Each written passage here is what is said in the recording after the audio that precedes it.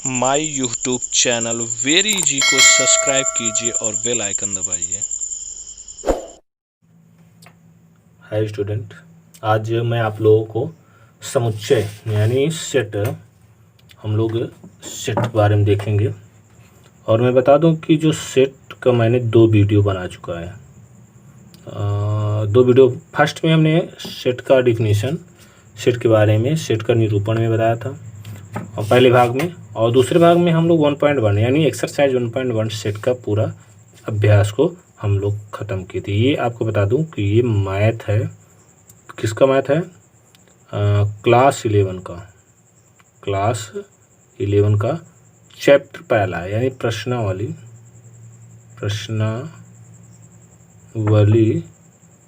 यहाँ पे हम लोग पढ़ेंगे 1.2, क्योंकि 1.1 जो है भाग 2 में बन गया है।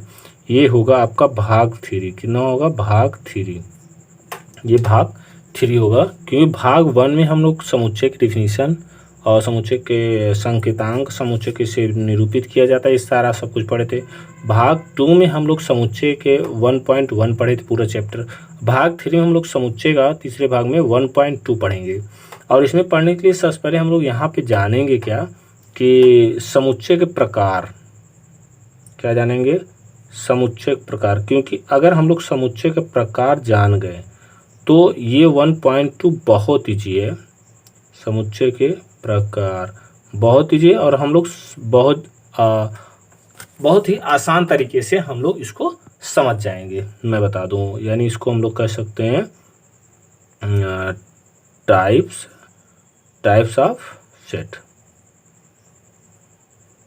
तो ये समुच्चय के प्रकार हम लोग जानेंगे। तो मैं आपको बता दूं समुच्चय कई प्रकार के होते हैं। तो हम लोग कुछ मेन के बारे में जानेंगे जो हमारा प्रश्नावली 1.2 में पूछा जाएगा। ठीक है, उसके बाद हम लोग चैप्टर में चलेंगे। चलो हम लोग देखते हैं समुच्चय के प्रकार में। इसमें एकल समुच्चय, पहला हम लोग प्रकार देखते हैं समुच्चय का। एकल समुच्चय कह रहा है कि ऐसे क्या होता है एकल समुच्चय, मैं आपको बता दूं।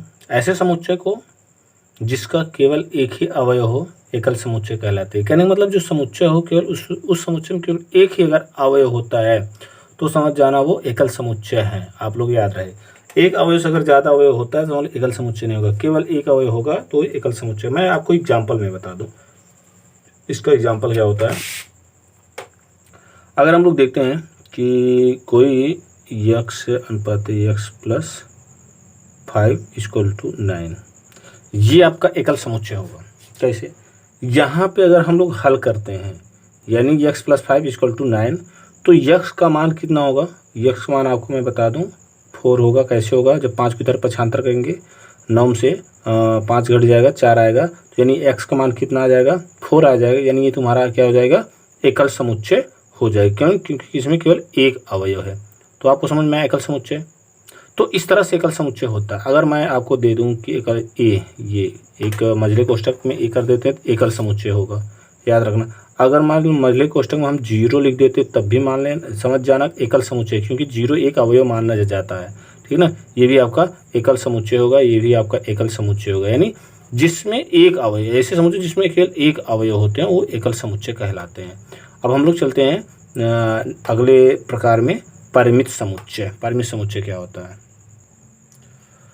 परिमित समुच्चय आ गया है, देख सकते हैं, डिफिनीशन हमने लिख दिया है। और मैं आपको बता दूं, ये आपको अगर याद होगा तो 1.2 बहुत ईजी हो जाएगा आपके लिए। आप सवाल को क्वेश्चन देखते ही आप बता सकते हैं परिमित है, अपरिमित है, एकल है कि रिक्त है, क्या है, पूरा आप बता सकते हैं। तो ये परिमित समुच्चय देख सकते हैं। इसमें कह रहा है कि यदि किसी समुच्चय में विभिन्न अवयवों की संख्या निश्चित होती है, यदि किसी समुच्चय में विभिन्न अवयवों की संख्या निश्चित होती है तो उसे परिमित समुच्चय कहते हैं। यानी किसी भी समुच्चय में विभिन्न अवयवों की संख्या निश्चित होती है तो परिमित समुच्चय कह सकते हैं। यानी कहने का मतलब कोई भी अवयव हो, अगर हम उस अवयव को गिन सकते हैं यानी निश्चित होती है तो समझ लो परिमित समुच्चय होती है।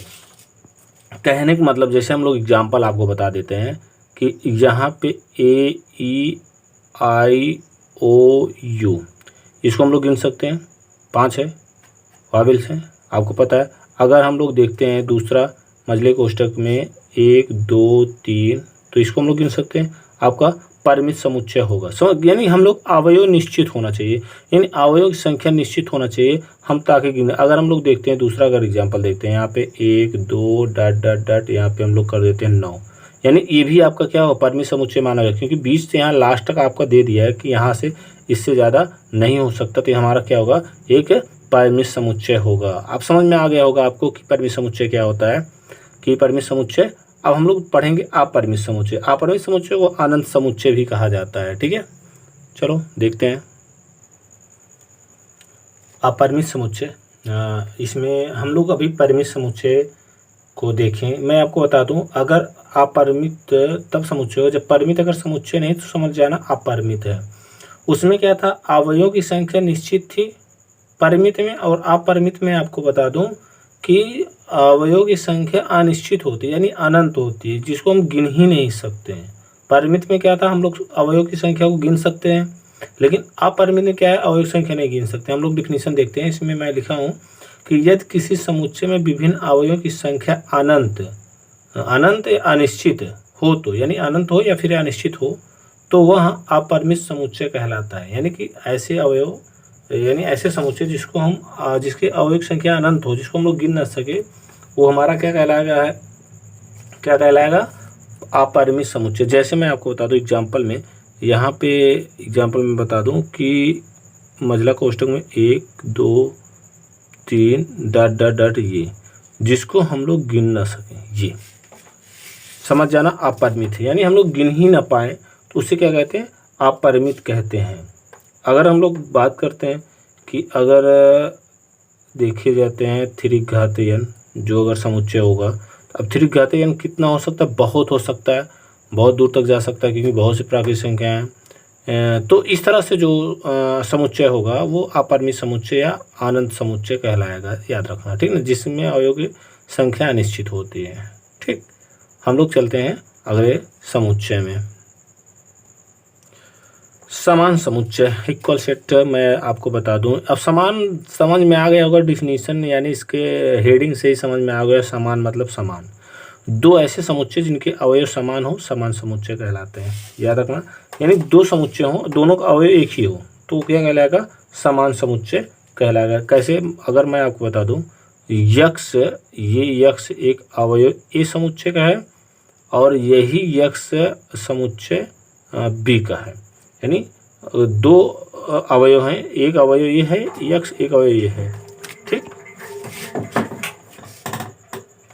और मैं आपको बता दूं कि यक्स ए का जो अवयव है यक्स, और बी का अवयव जो है यक्स, तो दोनों का देख सकते हो अवयव समान है, तो यहाँ ए और बी क्या हो जाएगा, समान, यानी ए तथा बी समान समुच्चय होंगे। क्या होंगे, समान समुच्चय। तो आपको समझ में आ गया होगा कि समान समुच्चय का क्या किसे कह सकते हैं आप लोग, कि कोई दो समुच्चय हो और दोनों का अवयव समान हो, वो समान समुच्चय कहलाते हैं। ठीक है, हम लोग चलते हैं अगले समुच्चय में, रिक्त समुच्चय, यानी नील सेट। मैं आपको बता दूं, आप लोग हेडिंग से ही समझ गए होंगे, रिक्त मतलब खाली, कुछ नहीं, कोई अवयव नहीं, यानी ऐसे समुच्चय को जिसमें कोई अवयव ना हो उसे रिक्त समुच्चय कहते हैं। अब समझ में, यानी ऐसे समुच्चय जिसमें कोई अवयव ना हो वो रिक्त समुच्चय कहलाता है। मैं आपको एग्जांपल में बता दूं, एग्जांपल तो आपको समझ में आ जाएगा। अगर मान लो यक्स अनुपात यक्स घातिक 2 और स्क्वायर 4, यक्स एक विषम है, यक्स एक विषम है, क्या है, विषम है। तो अगर मान लेते हैं ये एक समुच्चय है, तो क्या आपको लगता है कि अगर यक्स स्क्वायर हटाएंगे 4 का अंडर रूट हो जाएगा, इसका वर्गमूल होगा 2 होगा, यक्स का मान 2 आएगा। जब यक्स का मान 2 आएगा तो इसमें कह रहा है यक्स एक विषम है, तो क्या यहाँ पे यक्स विषम आ रहा है, नहीं आ रहा, क्या आ रहा है, सम आ रहा है। जब सम आ रहा है तो क्या होगा, हमारा रिक्त समुच्चय होगा। क्या होगा, रिक्त समुच्चय। तो आपको समझ में आ गया होगा कि जिसमें हमारा कोई अवयव ना हो उसे हम लोग क्या कहेंगे, रिक्त समुच्चय कहेंगे। ठीक है, तो यहाँ पे आप लोग देख सकते हैं कि मैं आपको एग्जाम्पल तौर पर यहाँ बता दें, यक्स स्क्वायर इक्वल टू अगर 4 है, यक्स मान कितना होगा, 2 होगा, जो सम संख्या होगा। लेकिन इसमें क्या आ रहा है, यक्स एक विषम संख्या है, तो यक्स एक जब विषम संख्या नहीं है इसका मतलब इसमें रिक्त है, जब रिक्त है तो यहाँ रिक्त समुच्चय होगा, तो ये आपका ये रिक्त समुच्चय होगा। तो हम लोग ये समुच्चय के प्रकार यानी टाइप ऑफ सेट को बारे में कुछ देखें, काफ़ी प्रकार का है, तो हमने सब बता दिया। मैं आपको बता दूं जितने हमने इसमें बताया है यही आपका प्रकार आपके 1.2 में, यानी कि आपका जो सेट है यानी चैप्टर 1.2 में आपके सारे क्वेश्चन यही इसी का पूछा जाएगा, इसी में आपको बताना पड़ेगा। अगर मैं आपको बता दूं ये वीडियो आप लोग देख लेते हैं तो 1.2 बहुत इजी हो जाएगा, आप लोग फटाफट क्वेश्चन का आंसर आप लोग बता सकते हैं। तो हम लोग 1.2 इसमें नहीं स्टार्ट करने वाले हैं, 1.2 हम अगले नेक्स्ट वीडियो में आप लोगों को बताएंगे, ठीक है। तो मेरे वीडियो को लाइक शेयर ज़रूर करो, सब्सक्राइब जरूर करवाओ सबसे, और मैं और कुछ नहीं कहूँगा। चलो ठीक है, जय हिंद।